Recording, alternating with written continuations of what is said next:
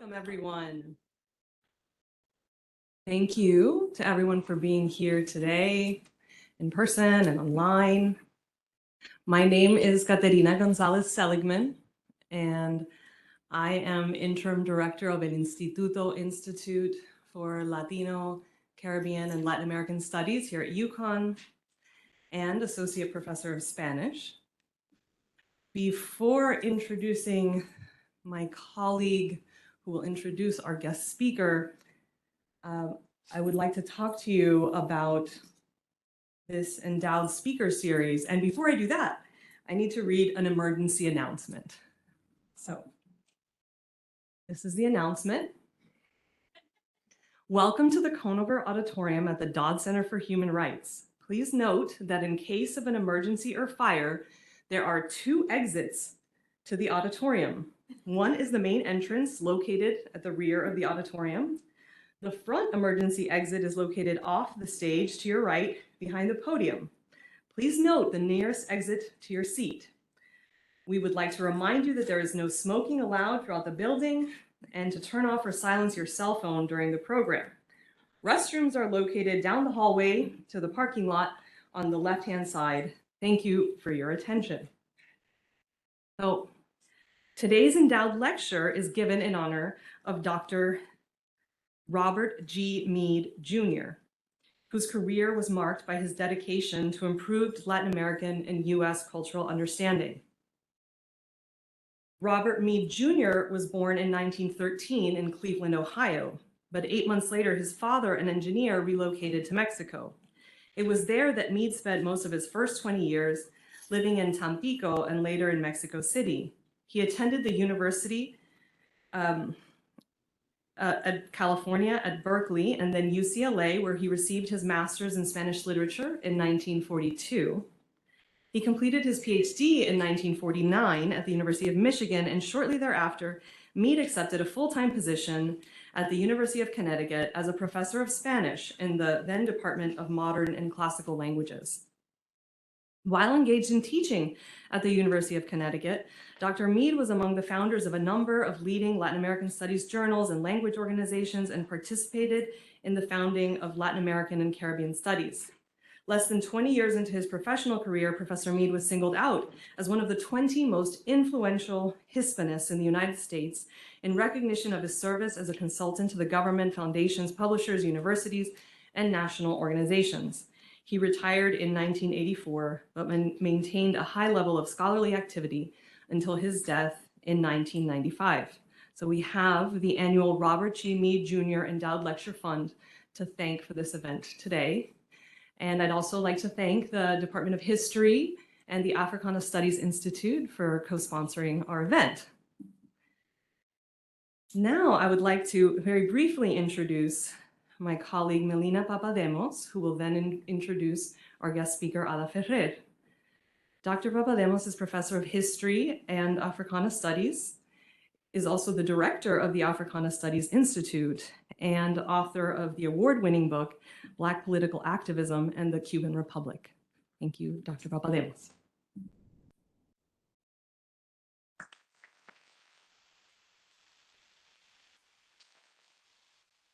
Okay, good afternoon, everyone.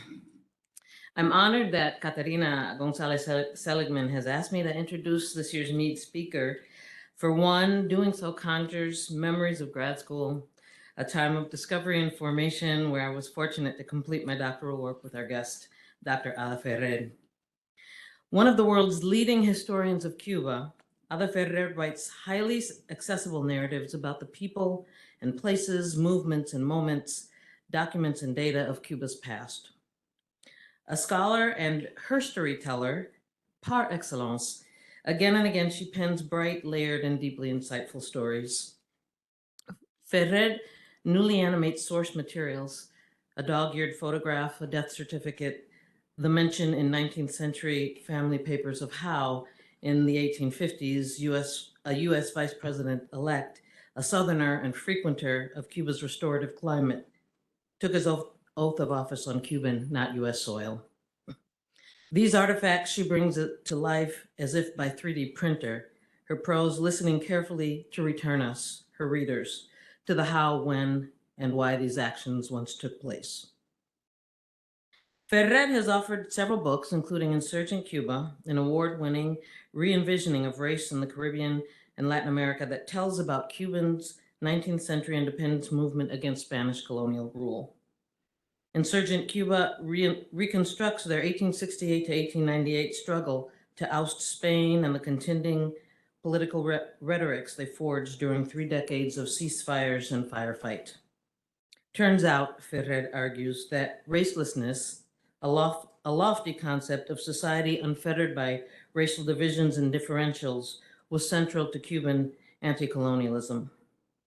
A powerful addition to scholarly debates on race politics in the Americas, she shows first that the movement to free Cuban bondsmen and women stemmed from their numeric significance, centrality to Cuba's economy, and lengthy radical traditions. At the same time, nationalist intellectuals and planters, usually wealthy white men, who dreamt of growth and trade unconstrained by Spain, also took to insurgency.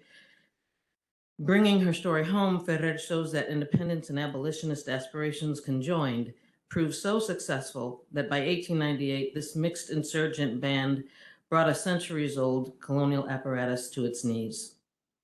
Her second book, Freedom's Mirror, won Yale's Gilder Lehrman Frederick Douglass Book Prize, the Friedrich Katz Prize, James Raleigh Prize for the best book in Atlantic World History, and Wesley Logan Prize for the best book in the history of the African diaspora, all from the American Historical Association.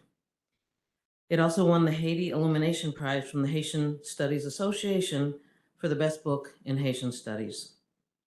Freedom's Mirror is a work of remarkable insight and methodological innovation that teases out the many sea changes brought to Cuban shores by slave revolt on neighboring Haiti, where between 1791 and 1804, about the time American colonists and French Jacobins also rose, Africans waged history's only successful slave revolt. In Haiti and everywhere, slaveholders, governors, and other profiteers of the sugar that blood made watched in horror as a Black army overturned their rule.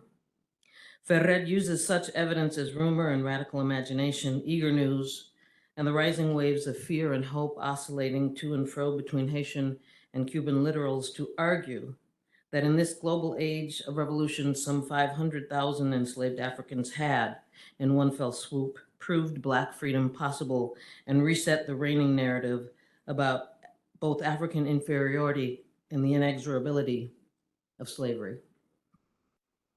Slave owners asked themselves then and for the next 100 years, would there be another overturning of the racial order, the capital order, another Haiti? The study's brilliance owes in part to Ferrer's complex formulation that as slaves in Haiti felled French rule, a mere 50 miles due west in Cuba, planters deep in their pockets drastically increased sugar production and amassed enormous wealth on the backs of the slaves, without whom there would be none.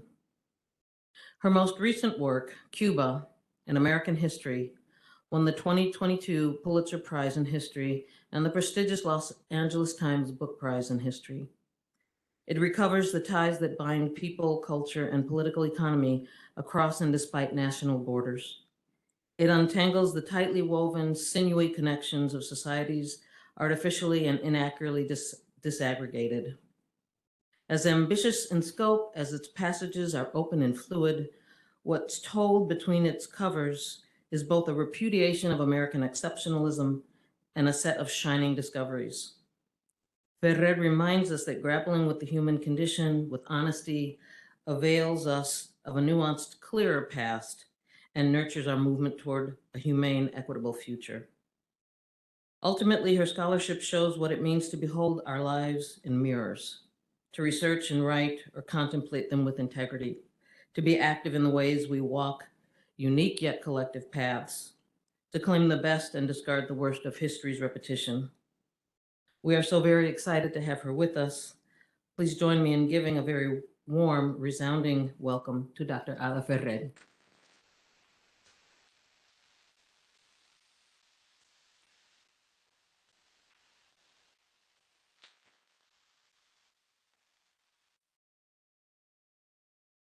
Hi, everyone. Well, it's a pleasure and an honor to be here, and just humbling to hear Melina's introduction. So Melina was the first student I trained in Cuban history at NYU, so that makes being here all the more special. So before I begin, I want to thank the Instituto, Institute of Latino, Caribbean, and Latin American Studies, the AFRICANA Studies Institute, as well as the History Department for hosting the talk today. And I want to thank you all for being here in person or being here online. It's a pleasure and an honor to join you here. So I'm going to talk today about my most recent book, Cuba and American History. The book, as many of you know, and as maybe you gathered from the introduction, is a kind of synthetic history of Cuba from the arrival of Christopher Columbus, just before the arrival of Christopher Columbus, to the present, to today, more or less. But it is also a history that pays particular if not exclusive attention to the connections between the island and the United States. So today, rather than summarize the book, which is hard to do given its scope, and rather than select one small piece of it to discuss, I want instead to use the book in order to think about the categories and boundaries of historical writing in general, but also perhaps even more historical writing about Latin America. Now, what are these categories referring to? The first, obviously, is national history. It's the dominant mode of historical writing and interpretation in and on Latin America since the 19th century. The second category is transnational history, which has emerged in the last 15 or 20 years or so to challenge the primacy of national history and to focus our attention on the dense, dynamic, almost always revealing connections rather than comparisons between and among places. These connections among places were always there, this transnational turn has argued. But the primacy of the nation as the main unit of analysis has tended to leave those connections out of the frame of analysis. And that is something that transnational history has corrected. Now, Cuba and American history draws on both these modes of history writing. Even the title, Cuba and American History, is a play between those two kinds of histories. So today I want to explore the intersections between these different forms of historical analysis. And my hope is that in thinking about these intersections and entanglements between national and transnational history, that will also help us think about how we write and conceptualize Latin America and even perhaps Latinx history. Cuba and American history begins from a fairly simple and obvious premise. Namely, that history always looks different depending on where one stands. Seen from Cuba, America looks different. Indeed, it is not even America, a name that Cubans, like many across the world, use to name not the United States, but the two continents of the Western Hemisphere. Cuban history, meanwhile, is many things. And one of the things that I argue in the book is that Cuba can serve as a kind of mirror to the history of the United States. The book, then, is not a straightforward national history, nor is it strictly or a transnational history or a comparative one. Rather, it is a history that plays with perspective so that the history of Cuba, this history of Cuba, besides being a history of Cuba, can also serve as a kind of shadow history of the United States. In what follows, I'm going to focus on two very broad sections of the book on slavery and the much longer section of the book on the Cuban Revolution, to reflect on how the history of these two countries, the US and Cuba, are intimately entangled, but also to reflect on how national and transnational history are themselves often already interconnected. Okay, so I'll begin with the discussion of slavery. As you might well imagine, in any history of Cuba, which was the world's largest producer of sugar, and together with Brazil and the US South, one of the major slave societies of the 19th century world, the institution of slavery necessarily looms large. The histories of slavery can be written within multiple frameworks. Histories of the slave trade, for example, are by their very nature international. African diasporic perspectives often explicitly challenge national histories. Histories of the relationship between slavery and capitalism necessarily cross national and imperial boundaries. At the same time, a rich social history of slavery often focuses on units smaller than the nation, on regions within colonies and countries, or sometimes even on specific plantations. In my book, slavery looms large in the discussions of the 18th and 19th century. And throughout, I draw on all these approaches. One of the chapters on slavery that actually Melina alluded to is actually, it's one of the most important chapters on slavery in the book. And it begins not in Cuba, but in Washington, D.C., with the presidential inauguration of Franklin Pierce in 1853. Why begin a chapter, or for that matter, a talk, or this part of the talk, on Cuban slavery with scenes from a US presidential inauguration in DC, rather than, say, a scene set in Cuba itself, or perhaps set on the west coast of Africa? I do not begin in DC because I prefer writing about US presidents to writing about enslaved men and women. Rather, by starting in Washington, I call attention to another kind of history of Cuban slavery, one in which the US itself, its government, its citizens, its economy is deeply, utterly implicated. Missing from the 1853 inauguration in Washington was Pierce's vice president, William Rufus King, a Southerner and a slaveholder. He was too ill to attend the inauguration. He had tuberculosis. So instead, he was inaugurated on a Cuban sugar plantation.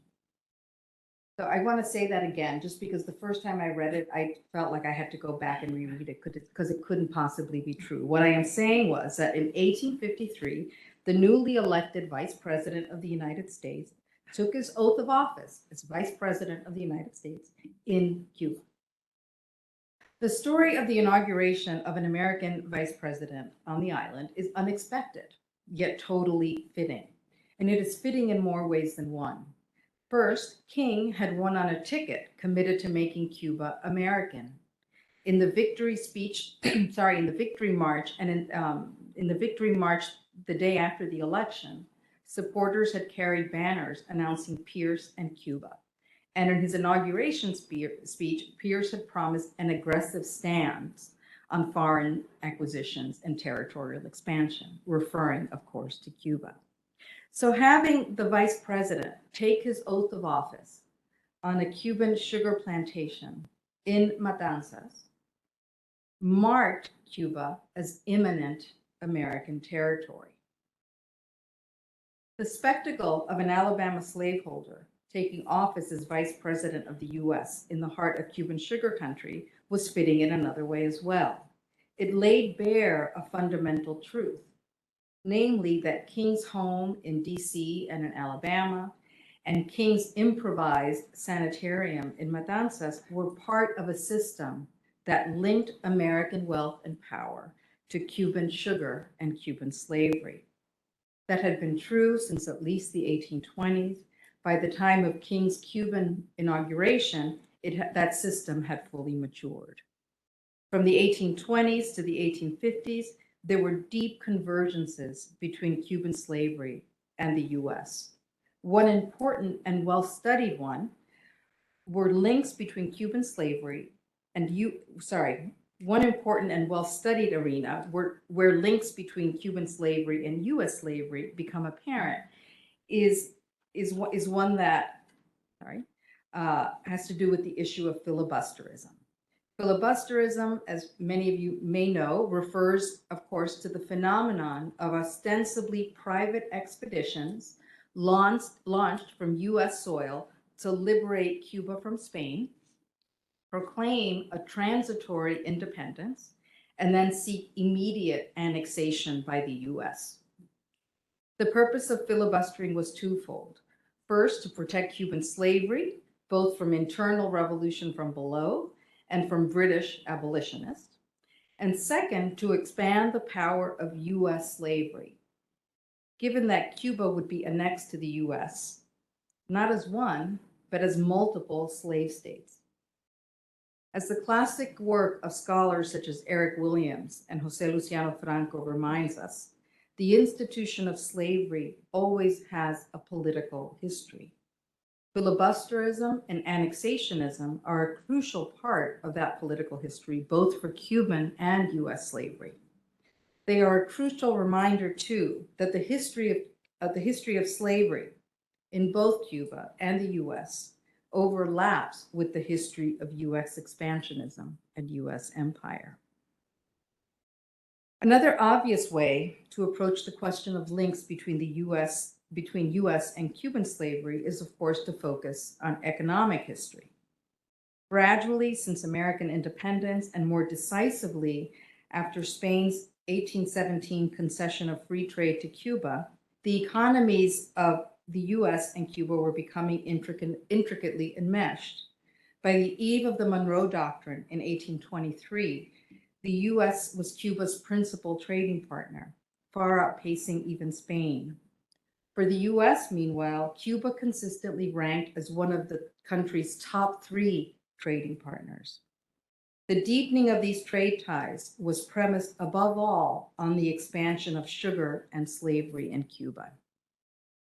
As the Cuban economy increasingly turned to sugar, the island looked to the U.S. to import everything from luxury goods to basic foodstuffs to industrial machinery.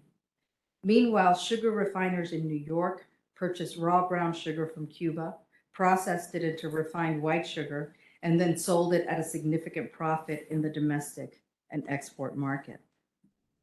That all Cuban sugar was grown by enslaved workers meant that the fluctuations in the wholesale price of U.S. refined sugar correlated almost perfectly with the fluctuations in the price of African captives in Cuba. U.S. merchants were in Havana. They were already used to dealing with cotton plantation owners in places like Georgia and Alabama. They dealt with Cuban sugar planters the same way, advancing credit on the next year's crop. Planters used the credit to purchase more African captives and to purchase machinery for their mills. Then, when the crop disappointed, American merchants ended up as partial or full owners of Cuban sugar plantations. Cuban sugar profits were invested in U.S. industries such as coal, iron, manufacturing, railroads, banking, and so on. The most famous example here is Moses Taylor, a New York sugar broker who made his early fortune in what everyone called the Cuba trade, and then invested it in banking and industry. Within a few decades, Moses Taylor was president of National City Bank of New York, precursor to Citibank. In recent years, it has become something of a commonplace to point out that slavery built capitalism, that slavery was the beating heart of an economic system that linked North and South. But neither slavery nor capitalism were ever circumscribed by national boundaries. Slave-grown cotton from the U.S. South fed the textile mills and factories of the Industrial Revolution and in England and the U.S. North. But slave-grown sugar from Cuba helped kill the hunger of their workers. And the profits from slave-grown sugar from Cuba also fueled the growth of American industries. Cuba, its sugar, its slavery, its slave trade is part of the history of American capitalism. That the US was deeply implicated in Cuban slavery is evident, as I suggested, in things like the prices of sugar and the prices of slaves, or in the activities of US merchant houses. But it could also be evident on the ground in Cuba in very specific spaces of slavery and enslavement. And it was present in immediate and sometimes intimate ways. We might think of a kind of social history of Cuban slavery that makes more evident the diffuse presence of US citizens, capital and power on concrete ground, on plantations and manor houses, and in slave quarters, fields, and mills, in relations between masters and the men and women they held in bondage. For even the most local, quotidian, on-the-ground histories of slavery can also be transnational histories. Since we began the section on slavery with a US vice president taking his oath of office on a Cuban sugar plantation in 1853, let us return to that plantation called the Ariadne, situated in Matanzas. It was part of a network of plantations there and in nearby Cardenas that were owned by US citizens. American visitors did circuits through them because they said visiting Cuba and not seeing a sugar plantation was like reading Hamlet and skipping the Prince of Denmark's speeches. Every autumn, American engineers descended on the area to prepare the mills and tend to the US-made machines during the 5-month harvest. The men and women working the sugar could well have arrived on illegal slaving voyages, many of them having originated in US ports. In fact, of all the Africans forcibly taken to Cuba over 3.5 centuries, almost 70% arrived after Spain had illegalized the trade in 1820, and Americans were deeply implicated in that illegal trade. One such American was James DeWolf, a US senator from Rhode Island, who well after the trade was illegal, continued to carry human cargo aboard his ships and to sell them in Cuba. By the late 1830s, the number of US flagged ships involved in the slave trade to and from the island nearly doubled. By one estimate, US built ships accounted for about 63% of captives introduced in Cuba. According to the slave trade database, in the 1850s and 1860s, almost 164,000 African captives were taken to Cuba, often on ships that had begun their slaving voyages in places like Baltimore, New York, New Bedford, Mass, New Orleans, and overwhelmingly New York City. Of the captives for whom we know the specific port of arrival in Cuba, almost half went to Matanzas province, home to the plantation where the US vice president took his oath of office in spring of 1853. So among the laborers harvesting and making sugar all around him were men and women enslaved, procured, and transported by King's fellow Americans. The region of Matanzas had been home to US-owned plantations for decades. One prominent Rhode Island family, the DeWolf family, the same DeWolf family as the senator and the slave trader, owned multiple plantations in the region for decades. James DeWolf, the senator, had 3 Cuban plantations. Family members by blood and marriage owned another 3. New England men supervised the clearing of forests for the construction of mills. They managed the production and sale of sugar. They bought and sold people. They separated families and meted out punishments. This is a quote. "The first Negro I struck was this evening for laughing at prayers," recalled the new American manager of one of DeWolf's plantations. The manager's diary confirms that the man he hit that night was indeed only the first of many. DeWolf's nephew, who managed another family plantation in Matanzas, allowed neighboring slaveholders to use the DeWolf's stocks, the wooden torture instrument used for discipline, to punish their own enslaved. So from the slave ships unloading human beings under the cover of night to the workers stooped over the cane, to the machines in the mills, to the railroads heading to port, to the agents trading the product, American citizens were implicated in every part of Cuba's slave system.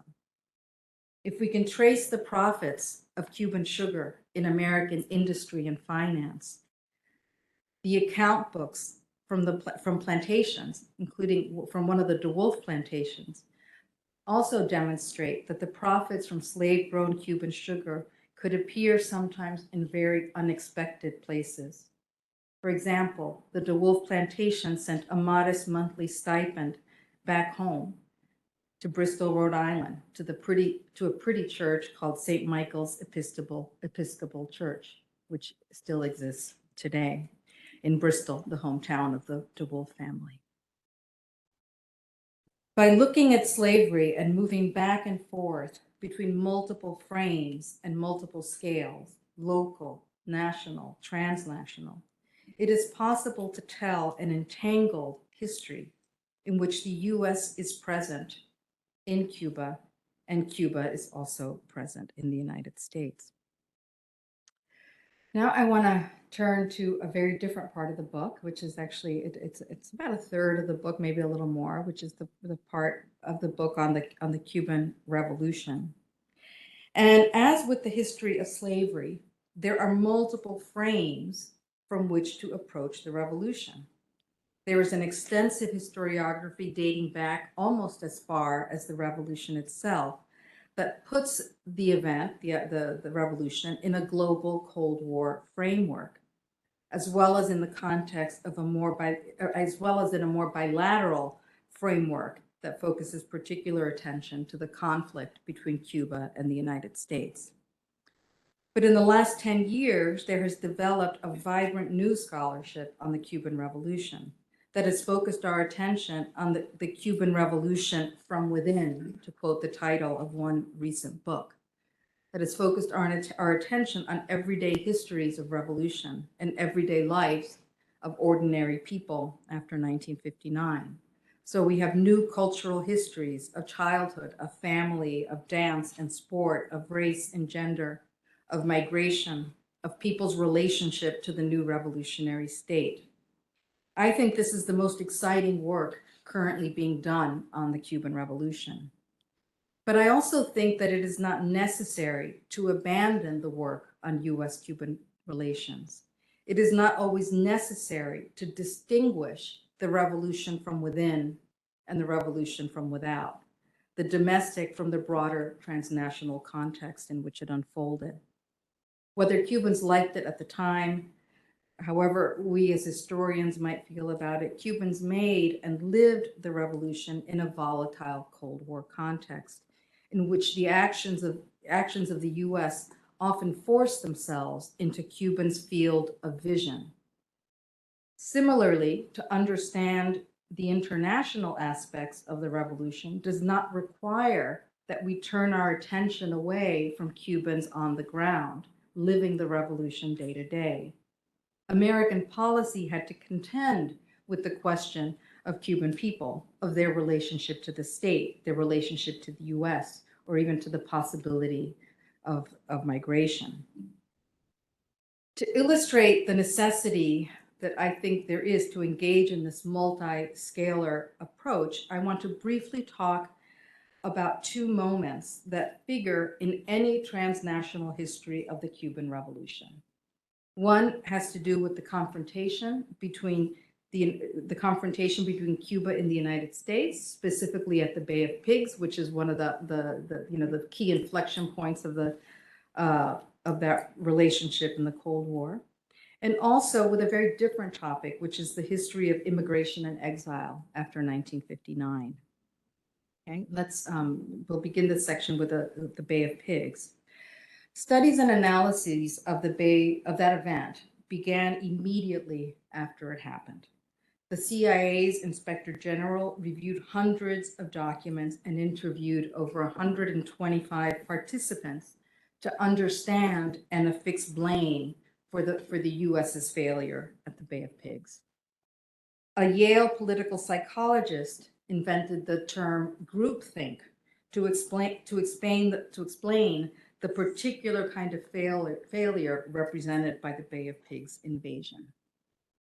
In these early analyses and in much work that has come after, the emphasis has been on U.S. planning and on U.S. actions. That is not surprising. Most of the documents available are U.S. documents. Moreover, scholars and analysts and journalists and others are used to thinking about American power exerted on a world stage. But as Latin Americanists, we know that the world is a complex place and that the history and actions of its people can exert their own sway on the course of US directed events. So when I wrote about the Bay of Pigs, and this is also true of my treatment of the missile crisis and other events like that, I wanted to highlight an important truth, that when US power, US policy, and US governments operate abroad, they don't simply operate or function on a blank slate. The deep histories, the complex social fields of those places shape the character and the unfolding of US power in those places. So I begin my chapter on the Bay of Pigs in the swamp before the landing. Actually, eons before the landing at first, and then just a few months before the landing.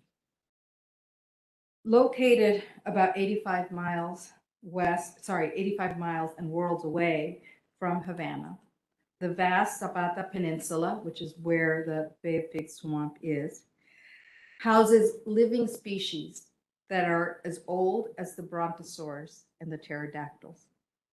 Reeds rise up from a vast expanse of thick water, underneath which lies a dense, tangled forest of hardwood timber, many thousands of years old. In the rivers and lakes of the peninsula still swims the Cuban gar, a species so old and unchanged that scientists categorize it as a living fossil. Much of the swamp extends into the Caribbean Sea. Along parts of the coast is a large shelf of dog teeth rock, so named for the hard, jagged limestone that made the area inhospitable even after humans had begun to put shoes on draft animals. Near the eastern end of the vast wetlands is an inlet. Like the swamp, this bay boasts ancient species. Among them, the reef dweller that probably gave the bay its name, the queen triggerfish, known in Cuba as cochinos, or pigs. Humans arrived much later to give names to those places and those species. Generations of Taínos made their home in this unusual terrain, burying their dead feet always to the west, under mounds that alternated black earth and snail shells. In 1493, Columbus hugged the coast of the swamp on his second voyage. A century later, pirates were said to hide their treasure there. And 2 centuries after that, slave traders would use the unwelcoming coast to land illegal cargoes of Africans, forced after their long, grueling journeys across the Atlantic to trek over the dog-teeth limestone in bare feet. But these illicit uses aside, the place was so inhospitable, so cut off from the rest of the island, that it was settled but sparsely, whether by native Taínos or Spaniards or Africans. The swamp was hardly arable, and there were no towns to speak of. So the people who did settle there worked hard to make a living.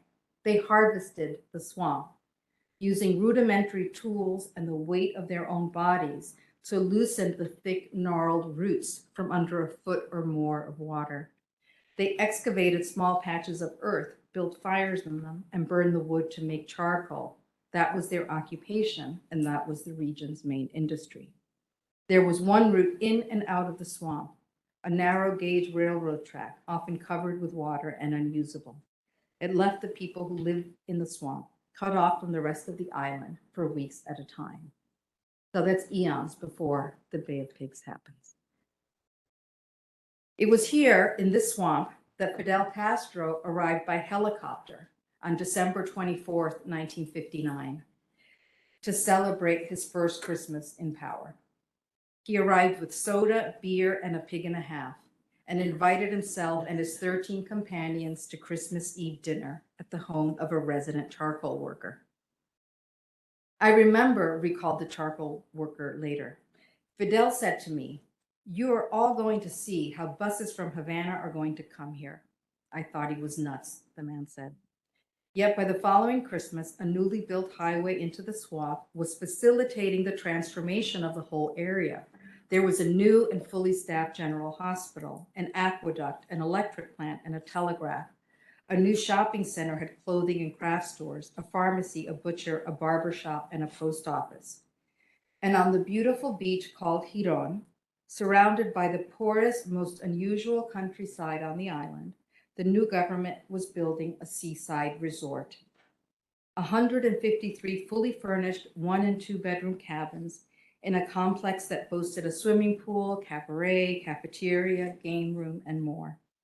Construction on the resort started just a few weeks after Fidel showed up for Christmas dinner, and the opening date was set for May 20th, 1961, the 99th anniversary of Cuban independence, and the anniversary, of course, of the end of the first U.S. military occupation of the island.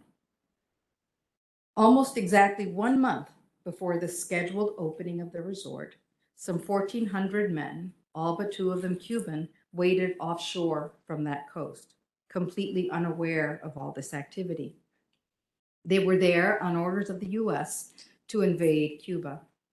They planned to link up with internal resistance movements, spark an anti-Castro rebellion, and secure a beachhead. 3 days in, a new provisional government for Cuba would arrive from Miami. Once that happened, the 1,400 men would proceed north from the beachhead, turn left, and march on Havana. Some expected things to go well enough that Castro's government might fall even before their arrival in the capital. If things went more slowly or the men ran into trouble, they would fade into the mountains, link up with insurgents there, and wage the kind of guerrilla war against the Cuban government that Fidel himself had waged a few years earlier. The first to realize that things would not go as planned might have been the men of the underwater demolition team, motoring a small launch toward the beach that first night. Their job was to set up marker lights that would guide the large vessels and their landing gear onto shore to disembark the brigade members and their materials. But as the frogmen approached on their rubber raft, they understood their job would not be so simple. The place, one of them remembered later, was lit up like Coney Island. And 50 yards from where they intended to land, people were having a party. Floodlights were lighting up our landing point like daylight, one remembered. The invaders had inadvertently landed in the middle of the seaside resort under construction. They had also landed in a place that in 2 years of revolution had probably changed more than in the 2 centuries before. To begin the narration of the Bay of Pigs invasion in the swamp in this way, with a deep history of Cuban geography, of Cuban history, with actual residents of the area, is to remind readers that any discussion of the US failure at the Bay of Pigs has to encompass all that. No landing or invasion ever occurs on a blank slate, or more literally, an empty beach. History and place cannot be willed away. The Bay of Pigs, like so much else, is at once local history. It is the history of that region and those charcoal workers. It is a national history and also a history of the US and Cuba in conflict. In this final short section of the talk, I want to bring up another important area of the history of the Cuban Revolution that forces or that invites us to consider the relationship between scales of history, between national and transnational lenses. And that is the history of migration after 1959. By definition, migration is a transnational topic. People move across national boundaries. But migration is also quite often treated as national history. That is, that once a group of people migrates, they get folded sometimes into the history of the country to which they've migrated. So you get studies of immigrants and of immigrant enclaves and so on. You get wonderful books on Mexican Chicago, for instance, or on Filipino Louisiana, or on Cuban Miami. But I want to think about the question of migration as both international and national history in a different way. A long ago historian of revolution once ventured that the intensity of a revolution could be calculated objectively by counting the number of people who fled it. In Cuba, a lot of people left, more than 25,000 in 1959. By late 1960, another 1,500 Cubans arrived in the US every week. And by late 1961, the US Immigration and Naturalization Service was receiving an astounded 1,200 applications per working day by Cubans wanting to move to the US. All told, between the start of the Cuban Revolution in January 1959 and the suspension of direct US-Cuba flights in October 1962 in the context of the missile crisis, over 250,000 people left. Numbers in the end give a quantitative credence to a qualitative impression. The Cuban Revolution was nothing if not intense. We know, of course, that the history of Cuban migration to the US did not end in 1962. Other migratory waves followed, some of them even more concentrated. There were dramatic ones like the Mariel boat lift of 1980, which brought 125,000 Cubans, or the rafter crisis of 1994. There were quieter, slower ones like the freedom flights of the late 1960s and early 1970s. And today we are seeing the largest migratory wave of all, one that brought about 315,000 Cubans to the US-Mexico border in 2022 alone. Cuban outmigration, in particular to the US, has served as a central force in the history of Cuba since 1959. It has shaped people's experience of living in revolutionary and post-revolutionary Cuba. The possibility of leaving or of being left became part of everyday life, and weighty decisions about whether to stay or go shaped individual and collective experiences of revolution. Loved ones applied for passports. Neighbors left valuables with neighbors to safeguard.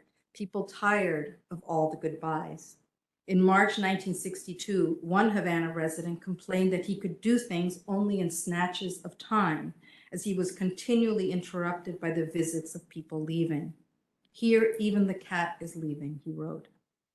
Letters back and forth over decades, in the beginning stuffed with chiclets and razors between pages, some might have traced the outline of a foot to ask for shoes in the right size. Much later, instead of exchanging letters, people exchanged memes on WhatsApp, or they shared their location while on the voyage from Nicaragua to the US-Mexico border. Today, there are whole blocks in some cities and towns where the only people under the age of 40 are children. Like so much else, the history of migration cannot be understood only as international history. Migration is not just the history of movement. It is not just the history of settlement in a new place. It is also the history of the people and places left behind. All of the anguished conversations between friends and families, all the decisions to stay, to leave, to wait, to send someone ahead, all those decisions that sometimes have to be made over and over. And this brings me to my final point about a scale or frame of history that I have not yet mentioned, but which I think is implicit in some of it. And that scale or frame is a personal or family one. Personal or family history has emerged in the last few years as a powerful and innovative mode of historical writing, from conferences with titles such as Scholars and Their Kin, to panels at the AHA, to recent and forthcoming books by historians across diverse fields: Martha Hodes, Martha Jones, Tamara Walker, Claudia Lomnitz, Mark Mazauer, Hazel Carby, and many others. My book, A 500+ year history of Cuba is not a family history. But the history that I was driven to tell in this book is inseparable from my and my family's history. I am here in this country in large part because of the history that that book tells. And I am here and I am American. And that leads me to wonder about the stories and histories that we all carry. In a country where people come from all over the world, often driven here by the unfolding of historical events, the history of Cuba, of Haiti, of El Salvador, of Mexico, and so many other places, is always already present here. So history, as I said in the beginning, always looks different depending on where one stands and also on how one looks. The history of enslaved people in Cuba is present in a local church in Bristol, Rhode Island. Construction workers on a remote Cuban beach can foil the plan of US generals. International migration invades the most intimate of Cuban spaces. There is no clear place where one kind of history ends and another begins. Taking that as a point of departure, then, the book ultimately invites readers to see through different lenses. It invites Cuban readers to see Cuba through the eyes of each other, perhaps, and US readers to see their own country refracted through the eyes of another, from the outside in, much as I have lived and understood both Cuba and the United States most of my life. That's it.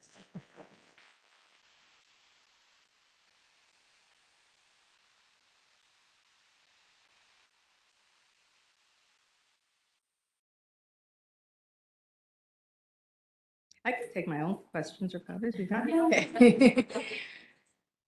Yeah, so I'm open to questions, comments, thoughts, points.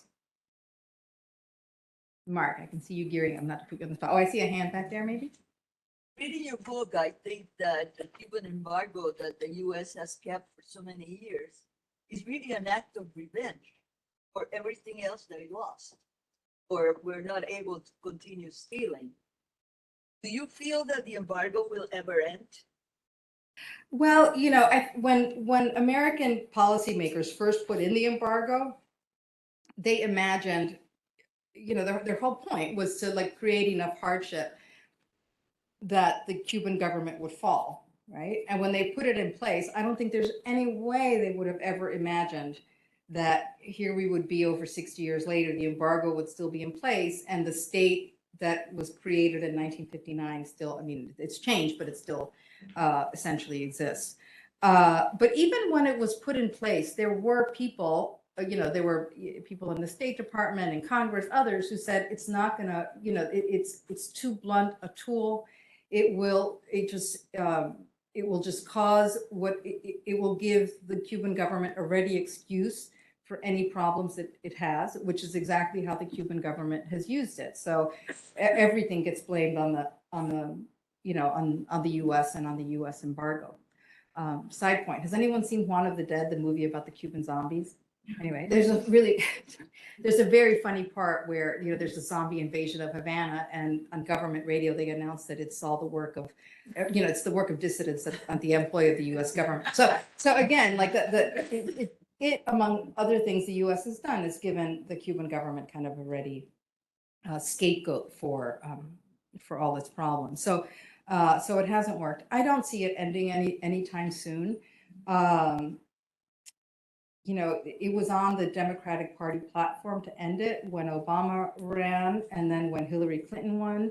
It was not on Biden. It was not on the Democratic Party platform in 2020 when Biden won. So I don't think that even though I think there may be some changes coming, like the U.S. Embassy was just reopened in Havana, et cetera. I don't think they would go as far as to end the embargo. And I think also the Cuban government hasn't, doesn't make it easy for the U.S. to end the embargo, because I think, the response of the Cuban government to the protests in July 2021 would make any kind of overture on the U.S.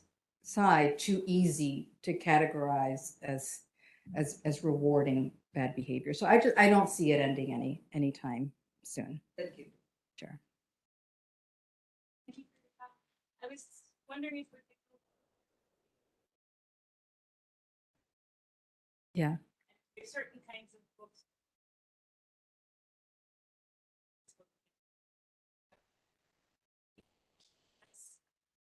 Process of writing this kind of book versus Yeah, I mean, well, the first two books were, historical monograph. The first one was the ultimate revision of my dissertation, and the second one, I was just talking to Melina, was, based on a lot of research. It took me forever. It took like 14 years because life and things. But this book was completely different. I finished the second book, and the second book, because it took me so long, I knew that I wanted to write a book that wouldn't take me as long. That was my number one goal. It can't take me this long. But I couldn't decide what to do. I was like, I was thinking maybe I wanted to work on indigenous Cuba. I've always been drawn to writing about the Cuban Revolution.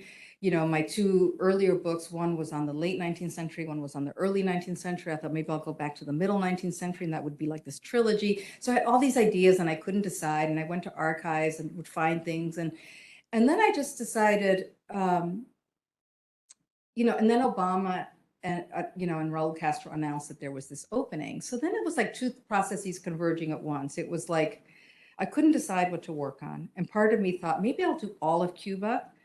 And then that will help me decide like what particular part to focus on, like what I most like to work on, which is not an efficient way of choosing a topic. And then the other thing is that I felt like, okay, if there is really going to be an opening between these two countries, I feel like I want there to be something that people can read about Cuba that is different than what's already out there. I didn't want it to be like a textbook, I mean, textbooks are good, but people don't read them for fun. And I felt like maybe it's part of this, like always, of always living between that you feel, I feel like it's important for Americans contemplating this at the time, contemplating a new relationship with Cuba, maybe traveling for Cuba for the first time, just to see Cuba differently, but also to see the U.S. differently. So I just really wanted to do that. So that's why I decided to do it. And then in terms of writing it, I learned, the way I wrote my first book, and probably historians among you wrote your first books. You get a fellowship, you go do research for a year, you come back and you write, right? Your second book, you think you can write that way, but then you're teaching and life, and it doesn't always work out that way. And that's why they tend to take so long. And then I knew that with this book, it covers more than 500 years. I couldn't just I wasn't going to research 500 years and then sit down and write. I couldn't do it. So basically, I just started breaking it up into chunks, and then I would just read obsessively for that chunk and just take notes, and then I would just step back and start writing. And of course, you start writing and new questions arise as you start writing. So then you do more research as you're writing, but it was much more, and I love that, that it was like these discrete chunks, except for the slavery part. That was hard. The 19th century was hard to figure out where the divisions would be, but yeah, that was the process. It was much more kind of just intense and concentrated. And I didn't have, yeah, I'll just leave it there.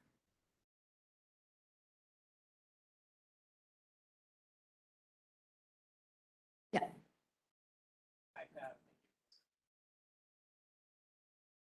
I wanted to ask about how do you see this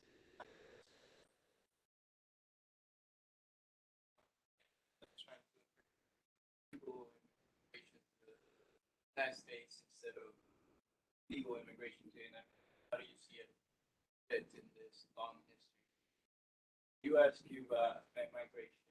You mean the policy that was just announced, started January 6th? Yeah. So for those of you who don't know, I mentioned that about 315,000 Cubans had come into, well, those were encounters. Most of those, I don't know how many actually were allowed into the U.S., but the majority in 2020. 315,000 went to the U.S. Mexico border, and most of them were allowed in. Because the numbers, I mean, and the numbers were even, and for 2023, the numbers that were, the 315,000 is the year that ends through October. So it's the way that Customs and Immigration defines a year, which is November to October, and that was 315,000. The numbers for like December were already much higher than the year before. So Biden announced a policy, I believe on January 5th, that said that Cubans who tried to cross the border would be sent back and would not be allowed in. But that Cubans, as well as people from, well, he'd done this already for Venezuela before, but so Cubans as well as Venezuelans from before, and also Haitians.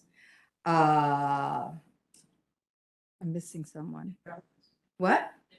And Nicaraguans would be given a legal path in. They could be sponsored by someone resident in the U.S. And, you know, and actually I just sponsored a family member, and she's here. But so many people are doing it that, like, you know, you needed like a letter from a bank, a letter from an employer. Banks in Miami were so overrun that that banks couldn't get a letter telling people what their account said, because there were so many people requesting the letter. So some banks were saying 2 weeks, some were saying even longer. So so in terms of, you know, in terms of how it's going to change the history of migration, it's too soon to tell, because for one thing, it's unclear how long the policy will remain in place. There's already, you know, some Republican governors have already brought suit trying to end it. So we don't know.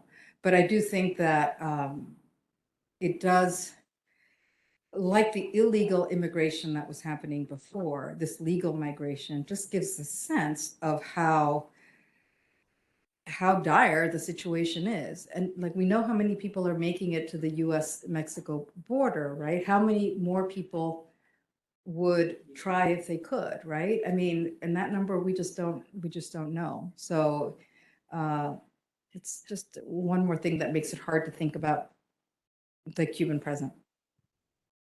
Yeah, Jackie, did you have your hand up? I do. I was thinking about like the way that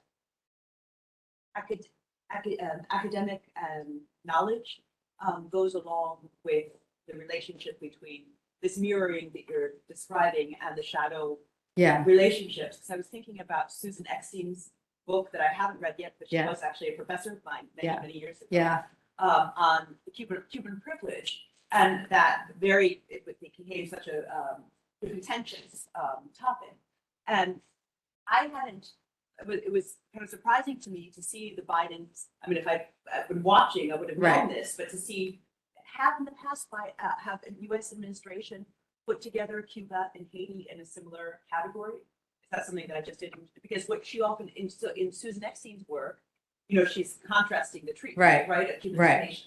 I just wondered if that's. There's one other, I don't know the date of it, but it's recent. But there is a special process. Well, I mean, this is so in the weeds, you know, because basically, if you go to Miami right now, and you will, well, depending, you are very likely, let's say, to encounter either someone who has arrived recently or someone who has a relative who has arrived recently. I mean, it's just making, you know, 313 people, it makes a huge, not that they're all going to Miami, but still, you know, a very, very good number are. So it makes a huge difference. And so that there's this, you know, we're always, as historians, talking about rumor and the circulation of knowledge and people's engagement with the law and their understanding of the law. There are so many networks of people trying to understand what U.S. immigration policy is, what U.S.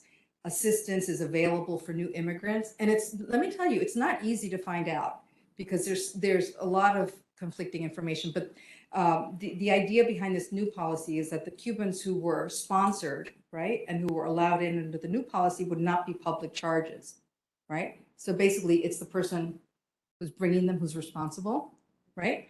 But it turns out that they had neglected that there's an earlier law that does give assistance to Cuban and Haitians, and this law does not. So anyway, so there was an earlier law that gives particular kinds of assistance to Haitian and Cubans. That's a pretty recent law, like in the last, 2 years or something, maybe even, yeah.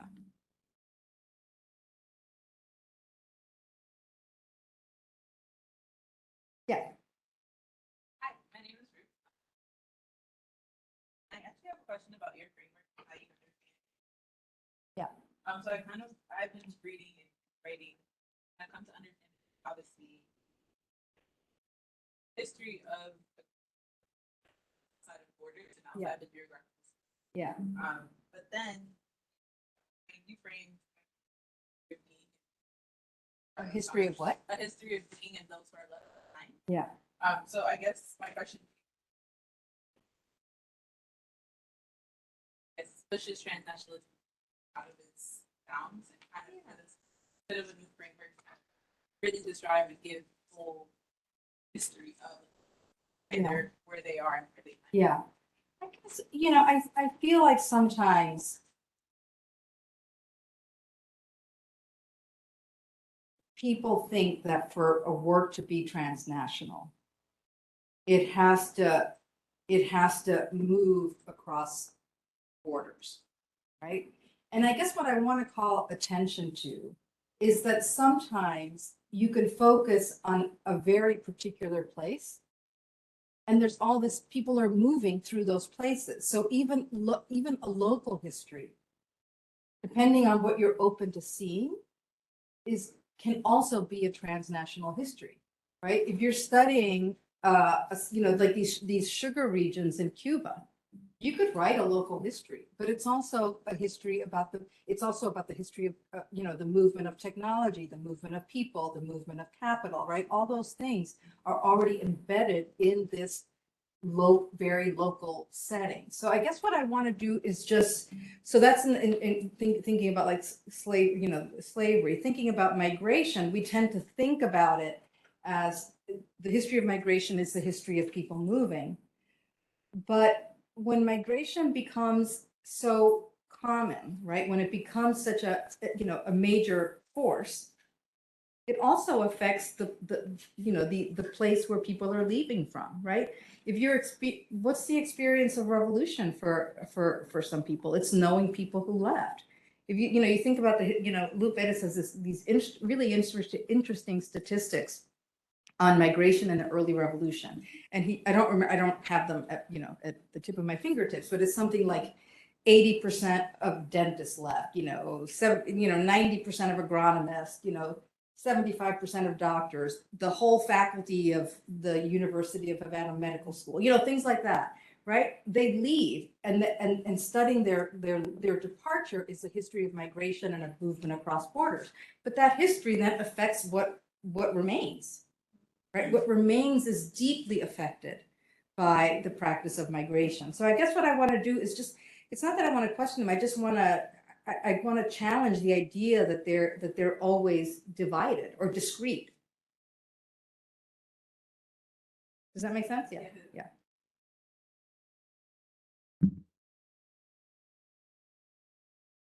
Yeah. Follow-up question to that one. Yeah. So it's not history of loss.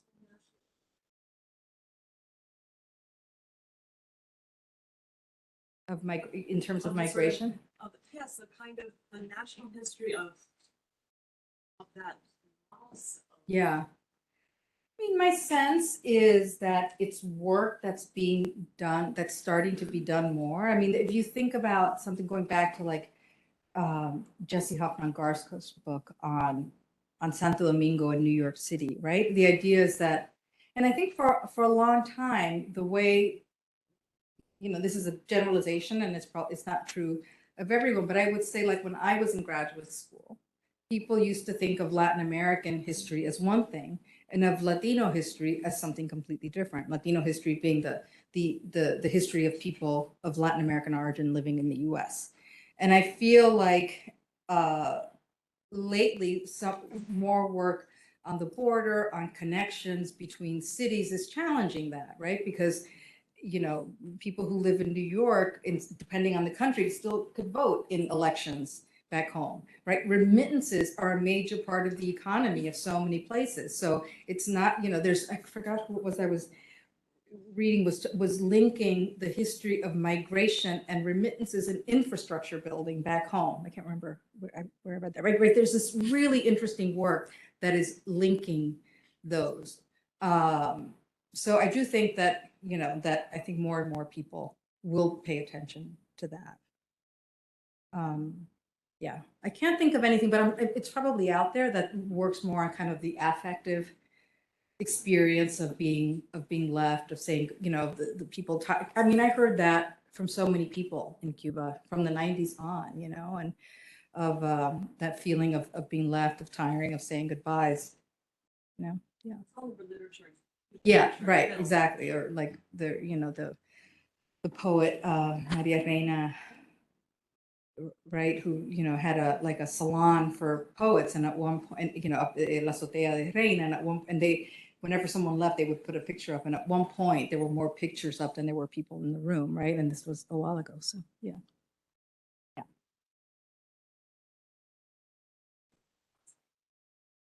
People who are like left behind. Because I think, if I'm not mistaken, I think there's a small, at least small, like Chinese population left in Cuba, who for themselves, like, who may have a problematic belonging to the nation to begin with. So I wonder, for those people who may not be considered Cubans, how do their stories shape the national history? How does whose story? Sorry, I kind of. How do their stories reshape national narrative Of the people who stay or the people who leave? Specifically the Chinese. Yeah. The Cuban history, I think. How do their stories can contribute or not to the rewriting? I couldn't quite hear that. Who's the they that you're referring to? The Chinese. Oh, Chinese. Okay. Yeah. Well, you know, in some, you know, okay, so there is a very strong tradition of national and nationalist history writing in Cuba. So, so basically, what often happens is that people are folded into the narrative in moments when they are contributing to the nation. So so in terms of the Chinese community, it's written into the story when we're talking about independence and the participation of Chinese in the struggle for independence. It's written into the story when in moments when there are prominent Chinese who, for example, like Wilfredo Lam, who's this very famous visual artist. So he's very much part of the national narrative. So in a sense, people are written in those moments when they are seen as contributing to the nation. The other thing that ends up happening, it's related. If you were to this has changed, I would say, like in the last 20 years or so, but for a long time in Cuban revolutionary historiography, there was a lot of work on the colonial period, and especially on the wars of independence, always, right? And then the work on the revolution was not, it was too recent, right? So that didn't exist. And then, but there was not that much, until recently, there wasn't that much work on what you might call the Republican period. After 1902. So for example, if you look at the history of migration, there's a moment when you get Chinese Cuban migration to the US mostly in the 1960s, as a result of in part as a result of something called the Revolutionary Offensive, which targeted small urban businesses. And there were many Chinese small business holders, right? And so you see the Chinese arriving in New York as part of that wave in the 60s and early 70s. But that kind of of economic profile as, you know, small business owner, et cetera, is not one that that Cuban historiography paid any attention to, or that the national narrative paid any attention to. So they're not included in, you know, in that kind of story or in that capacity. Yeah. Yeah. I share your excitement about the new histories of the revolution that bring, or histories from within, or maybe we would still say history from below, and what that contributes to the history of as an American story, right? Right. The tension between Cuba and the U.S. during the revolution. Yeah. I'm wondering if you see any opening for history from within on the U.S. side with regard to Cuba. What the U.S. people, the Anglo-Americans, African-Americans, perhaps the Cuban Americans, although that. Yeah. Other Americans besides the Cuban Americans, is there a history from within among that population that to Cuban U.S. history? Well, I mean, there's definitely been work on, you know, as you know, on left networks and the participation, you know, people participating in the Venceremos Brigade, or radical solidarities between African American intellectuals and activists and the Cuban Revolution. So I think there's that, but I don't think there's that, you know, there's not that much of it. And it's not, I don't think it's as yet as rich as the stuff you're seeing on the Cuban Revolution by, that is, you know, one of the things that's most exciting about that work is that for a long time, and this is different than in literature. I think in literature, there's been so much work done on recent meaning post-59 Cuban literature, right? And among historians, the tendency was, you know, diplomatic histories, the history of U.S.-Cuban relations, and which is great, and it's good you know, it's important history that has to be done, and that should be done. But there wasn't that much work on the Cuban Revolution as history, in the same way that, you know, think about how rich the historiography on the Mexican Revolution has been for so long. There just wasn't anything comparable for Cuba. And so part of what made it so exciting is that, you know, it feels like finally the Cuban Revolution is getting attention as history, not just as politics, not just as a, you know, a balance sheet of failure and success, but as a subject of serious historical analysis. And I think that's what's so great about it. But there's still so much more work to be done.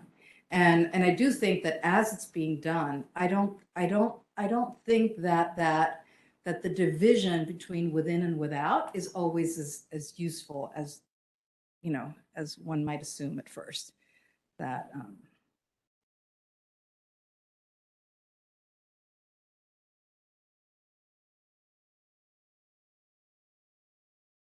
I think maybe that's it. Is that, yeah?